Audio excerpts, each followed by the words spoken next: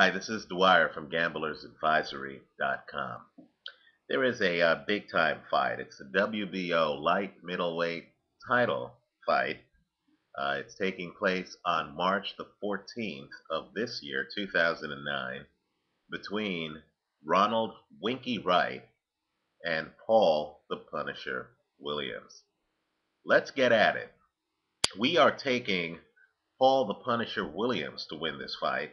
Both men have arguments that they can make on why they should win the fight. First, let's just point out that both fighters are southpaws, and that's a very important stat to remember. In February of 2008, less than a year ago, Paul the Punisher Williams, then an undefeated fighter, was upset by a very smooth, very skilled Carlos Quintana, who is a southpaw. Now, if you're a Winky Wright fan, and if you believe that Winky Wright is going to win this fight, then that fight is the holy grail. Carlos Quintana used movement, used the jab, was very elusive, was able to loop his punches over Paul Williams' punches, and he actually won a very convincing, in my opinion, unanimous decision. Winky Wright, who has never been knocked out, must feel that he is better defensively than Carlos Quintana and that he can repeat Quintana's success. Let's point out that there was a rematch between Paul Williams and Carlos Quintana. That rematch ended in a first round knockout. The problem with first round knockouts is that they don't prove that the winner of the fight could have outboxed his opponent.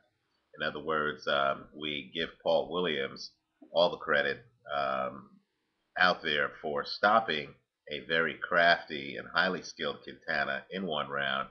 But all that proves is that Williams was able to land heavy punches and get Quintana out of there before the fight evolved into a pattern.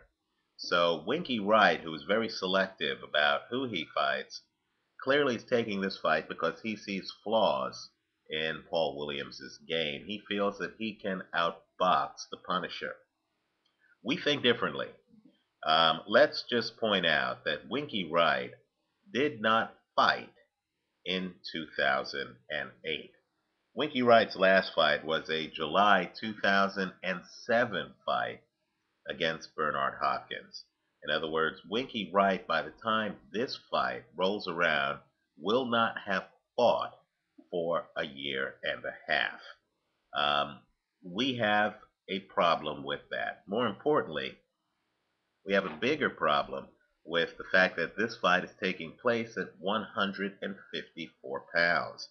Winky Wright fought Bernard Hopkins at 170 pounds. Before that, Winky Wright fought Ike Quartey and Jermaine Taylor at 160 pounds. In fact, you have to go all the way back to 2004 when Winky Wright fought Shane Mosley for the second time to find a fight where Winky Wright came in the ring weighing 154 pounds.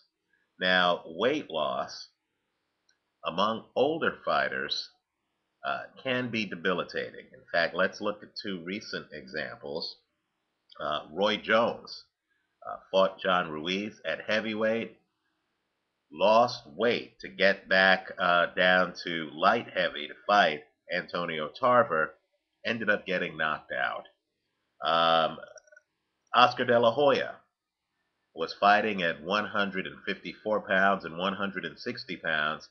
He lost weight to get down to 147, and he got stopped. And we say stopped, he quit on his stool against Manny Pacquiao. So here, we don't like the idea of Winky Wright at 37 years of age. And keep in mind, Winky Wright is 10 years older than Paul Williams. We don't like the idea of Winky Wright losing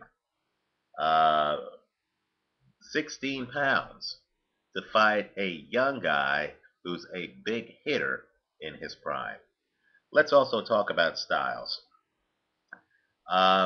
Winky Wright, excellent boxer, has won decisions against some of the better boxers in the sport.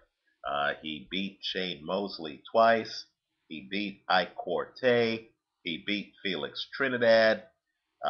If you are a Bronco McCart fan, you know that Winky Wright seems to be the kryptonite to Bronco McCart's persona. Winky Wright has fought several excellent fighters and has outboxed all of them. We do not believe that Winky Wright, who has never been knocked out, can outbox Paul Williams. First, let's look at the styles. Winky Wright works off of a jab and has what's called turtle shell defense. He's able to stick that jab out. He's very accurate with it. He keeps guys off of him. Then he covers up so they cannot hit him back. Paul Williams is actually a bit of an enigma because Paul Williams, when he wants to be, is one of the best boxers in the sport.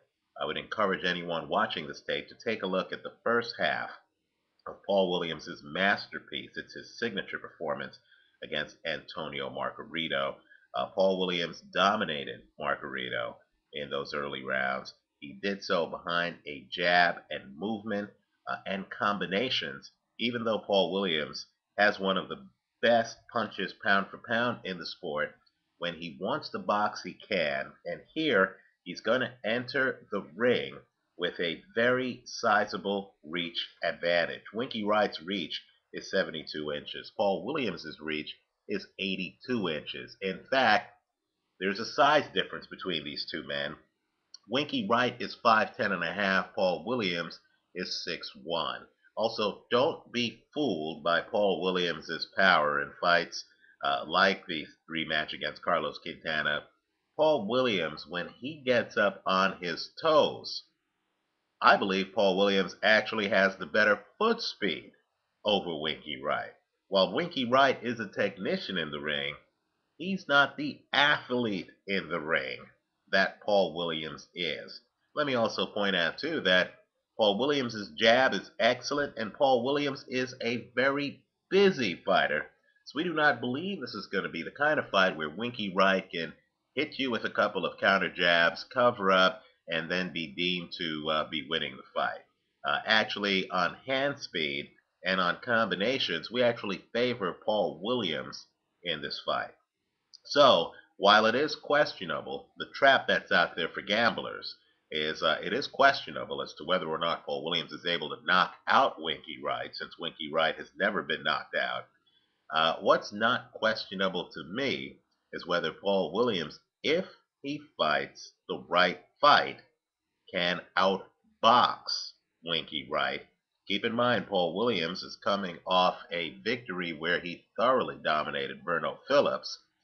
We believe, given Paul Williams' work rate and given his physical advantage, age advantage, and reach advantage, I believe that Paul Williams wins this fight probably by decision. My advice to gamblers is stay away from round props because this fight could well go the distance. Um, the only prop we would take on this fight, if we were going to take a prop other than Paul Williams to simply win, would be Paul Williams to win by decision. And even that prop is dangerous because Winky Wright has not been in the ring for a year and a half. There is a possibility that Winky Wright might be so overwhelmed, might find that he is so rusty that he might well quit on his stool, as Oscar De La Hoya did against Manny Pacquiao. We're taking Paul Williams in this fight. Our recommendation is simply to pick Williams to win the match. Let us know what you think. Visit us at gamblersadvisory.com. Also visit our related websites. And of course, let us know what you think here on YouTube. As we always say, if we're wrong about this fight, punish us in the ratings. But if we're right about this fight, give us 5 stars. And remember, when you bet, always use your head. Good luck.